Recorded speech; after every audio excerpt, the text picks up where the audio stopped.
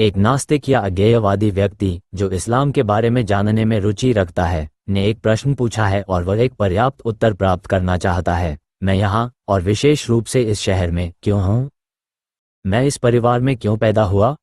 और मेरा रूप, मेरी विशेषताएं और मेरा व्यक्तित्व अब जैसा है वैसा क्यों है? उत्तर: ये प्रश्न अस्तित्व और पहचान के गहरे मुद्दों से संबंधित है जो मानव के ब्रह्मांड, निर्माता और जीवन के उद्देश्य से संबंध के विषय हैं। ये सर्वविदित है कि इस्लाम पर बहुत सारे शोधों ने विभिन्न दृष्टिकोणों से ऐसे प्रश्नों के लिए एक ज्ञान और सांस्कृतिक दृष्टिकोण स्थापित करने की कोशिश की है। हम यहाँ एक संक्षिप्त दृष्टिकोण प्रस्तुत करने का प्रयास कर रहे हैं ताकि शायद प्रश्नकर्ता को वह मिल जाए जिसकी उसे तलाश थी। शुरुआत में मैं ये बताना चाहूँगा कि इन प्रश्नों का पूछना ही ये दर्शाता है कि प्रश्नकर्ता, भले ही वह अल्लाह में विश्वास न रखता हो, अपनी सोच में एक महत्वपूर्ण तर्कसंगत आधार पर निर्भर करता है, और वह यह है कि अस्तित्व के पीछे एक हिकमत, बुद्धिमत्ता, ज्ञान और एक उद्देश्य है, और चीज़ें व्यर्थ नहीं होती हैं। ये परिकल्पना वह आधार है जिस पर मानव बुद्धि तब टिकी रहती है जब वह जीवन के अर्थ या उसमें अपनी भूमिका की व्याख्या खोजती है। यदि कोई व्यक्ति यह मानता कि सब कुछ बिना किसी कारण या उद्देश्य के होता है, तो उसे ये प्रश्न पूछने की प्रेरणा ही नहीं मिलती। इसलिए उसका इन प्रश्नों को पूछना ही एक अंतर्निहित स्वीकृति को दर्शाता है कि एक व्यवस्था और हिकमत है, भले ही प्रश्नकर्ता उससे अनभिज्ञ हो। दूसरे शब्दों में हम कह सकते हैं कि प्रश्नकर्ता या तो इस अस्तित्व की हर चीज के पीछे एक हिकमत और उद्देश्य के अस्तित्व को नियंत्रित करने वाली एक निश्चित तार्किक आवश्यकता को स्वीकार करता है, या वह इसका इनकार करता है और इस अस्तित्व के किसी भी उद्देश्य या किसी भी हिकमत को नहीं मानता।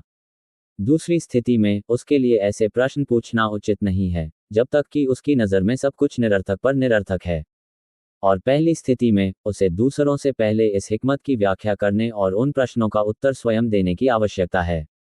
और चूंकि नास्तिक जीवन की हिकमत से अनभिज्ञ की भूमिका निभाता है, इसलिए उसके पास अपनी अज्ञानता में बने रहने या नबियों द्वारा लाई गई चीज़ों का पालन करने के अलावा कोई विकल्प नहीं है, क्योंकि वे ही एकमात्र माध्यम हैं जिन्होंने अस्तित्व की हिकमत और उद्देश्य के बारे में बात की है। और उसे नबियों द्वारा लाई गई चीज़ों को अस्वीकार करने का कोई अधिकार नहीं है जब तक कि उसके पास कोई विकल्प न हो। और आमतौर पर नास्तिक जो करते हैं वह है नबियों द्वारा लाई गई चीज़ों को अस्वीकार करना और जीवन के दर्शन के रूप में धर्म का उपहास करना, और फिर वे अज्ञानता, भटकाव और शून्यता में बने रहते हैं। इस संदर्भ में इन प्रश्नों का संक्षेप में उत्तर देना पर्याप्त है। तारांकन, मैं यहाँ क्यों हूँ? इस प्रश्न का उत्तर देने से पहले हमें ये समझना चाहिए कि विस्तृत मामलों में हिकमत कभी कभी हमसे छिपी रह सकती है, लेकिन हम मानते हैं कि इसका अस्तित्व पूरे ब्रह्मांड को नियंत्रित करने वाली एक सामान्य हिकमत के आधार पर व्यर्थ नहीं है। उदाहरण के लिए, इलेक्ट्रॉनिक उपकरण बड़ी और जटिल सूक्ष्म उपकरणों के एक समूह से बने होते हैं, और हम उपकरण का उपयोग उस उद्देश्य के लिए करते हैं जिसके लिए इसे बनाया गया था। यदि हम किसी से इस उपकरण के अंदर एक छोटे से हिस्से के अस्तित्व की हिकमत के बारे में पूछते हैं और वह उसके अस्तित्व का कारण नहीं जानता है, तो उसकी अनभिज्ञता का मतलब यह नहीं है कि उसका अस्तित्व व्यर्थ और बेकार है। इसका कारण यह है कि हम समग्र हिकमत और उद्देश्य को जानते हैं, जो इस उपकरण के अंदर मौजूद हर चीज के लिए एक अंतर्निहित व्याख्या प्रदान करने के लिए पर्याप्त है। जीवन और अस्तित्व के संबंध में भी यही स्थिति है। यह आवश्यक नहीं है कि हम अस्तित्व और जीवन में मौजूद हर चीज को विस्तार से जानें, बल्कि सामान्य हिकमत को जानना पर्याप्त है जो हमें ये स्वीकार करने के लिए प्रेरित करती है कि ऐसी कोई चीज मौजूद नहीं है जिसका कोई उद्देश्य या हिकमत न हो।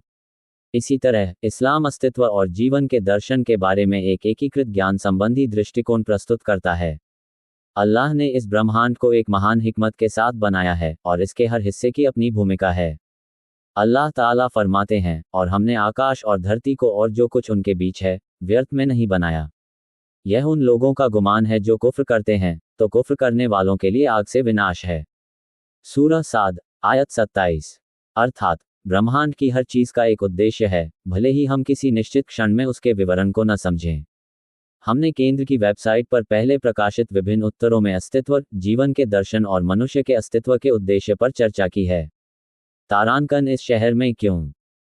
एक निश्चित स्थान पर या एक परिभाषित समय और इतिहास के भीतर होना अल्लाह की उस योजना का एक हिस्सा है जो जीवन में आपकी जिम्मेदारी के अनुरूप है। इंसान का कर्तव्य यह नहीं है कि वह इस सवाल का जवाब दे, मैं इस जगह और इस समय क्यों मौजूद हूँ, बल्कि कर्तव्य इस सवाल का जवाब देना है, मेरी भूमिका क्या है, और इस जगह और इस समय में मुझे कौन सी जिम्मेदारियां निभानी हैं। इंसान चाहे कहीं भी और कभी भी मौजूद हो, ये सवाल भी बना रहेगा, क्यों ये जगह और यह समय, कोई और नहीं। इस प्रकार के प्रश्नों का न कोई आरंभ है और न कोई अंत। अल्लाह लोगों को विभिन्न स्थानों और परिस्थितियों में परखते हैं, और यह शहर आपकी व्यक्तिगत परीक्षा या इसकी स्थिति को सुधारने या इससे लाभ उठाने में आपकी भूमिका का हिस्सा हो सकता है। तारांकन इस परिवार में क्यों पैदा हुआ? यही विचार यहाँ भी लागू होता है। परिवार वह वातावरण है जिसमें हम बढ़ते हैं और जहाँ हमें अनूठी चुनौतियाँ और अवसर मिलते हैं।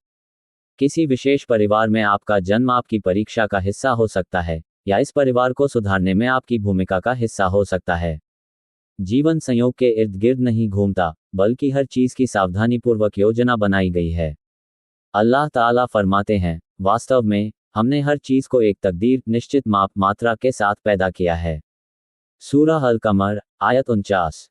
तारांकन मेरी विशेषताएं और मेरा व्यक्तित्व अब जैसा है वैसा क्यों है? शारीरिक और व्यक्तिगत विशेषताएं अल्लाह के डिजाइन का हिस्सा हैं जो प्रत्येक व्यक्ति को अद्वितीय बनाता है। लोगों के बीच अंतर यादृच्छिक नहीं है, बल्कि वे जीवन की विविधता का हिस्सा हैं।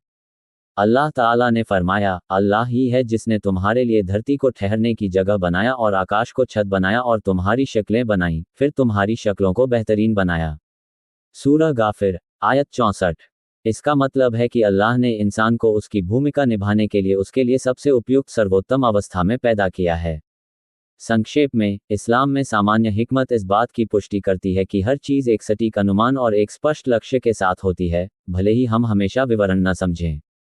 जब प्रश्नकर्ता अपने अस्तित्व के विवरण के बारे में पूछता है, तो उसे इस बात को स्वीकार करके शुरुआत करनी चाहिए कि अस्तित्व की एक सामान्य हिकमत है, और यह सामान्य हिकमत ही उसे यह विश्वास दिलाती है कि उसके जीवन की हर चीज़, जिसमें उसका स्थान, उसका परिवार और उसकी विशेषताएं शामिल हैं, का एक उद्देश्य है जो इस महान हिकमत पर आधारित है। तैयार और संक्षेपित, अल मक्तबा अल इस्लामिया अल इमामिया चैनल। सिद्धांत निगरानी केंद्र के अनुसार